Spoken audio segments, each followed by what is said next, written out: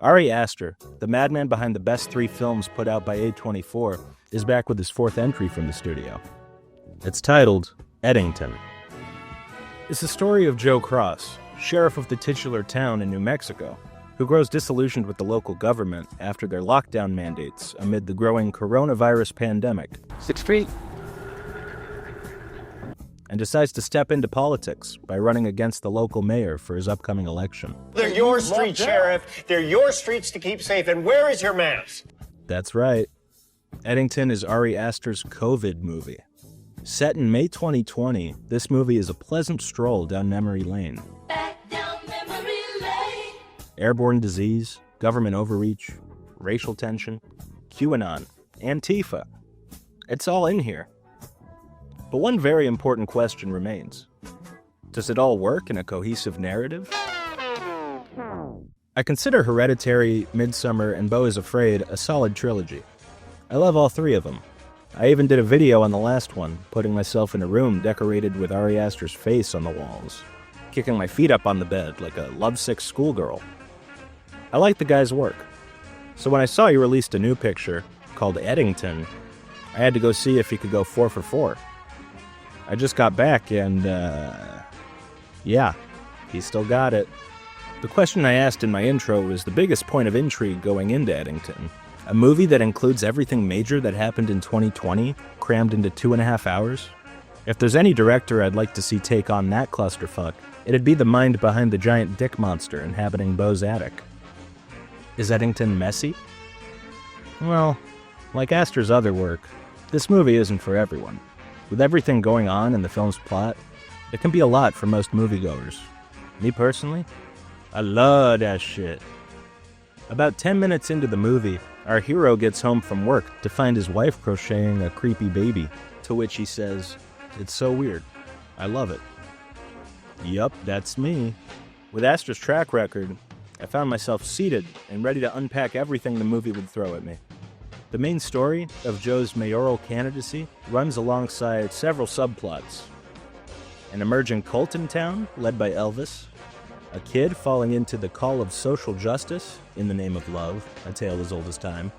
Joe's political opponent, Pedro Pascal, and his strained relationship with his asshole kid.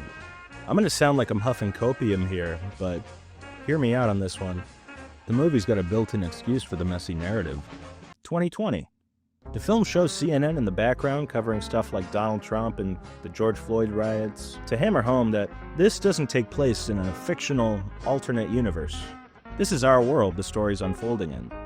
I left this comment when the teaser dropped, thinking this would be something like Don't Look Up, an obnoxious lecture by Hollywood about how we the people are dumb, but this time with the added layer of social media and its effect on the masses. Thankfully, though, Eddington isn't at all driven by a political message about we the people. The 2020 setting and social media motif actually does something most modern movies wouldn't dare to do, serving a character-driven narrative. I'm sure people who see this will have their own unique takeaway on a message from this movie, but if I had to ascertain one, it'd probably be that people don't know what the fuck they're talking about when speaking on issues of the world. Aster doesn't point the finger specifically at the left or the right. In fact, the political backdrop isn't about blame at all. Rather, confusion, and how the people of Eddington respond to the chaos bomb that was COVID-19. Also, Eddington has been classified by its own director as a Western.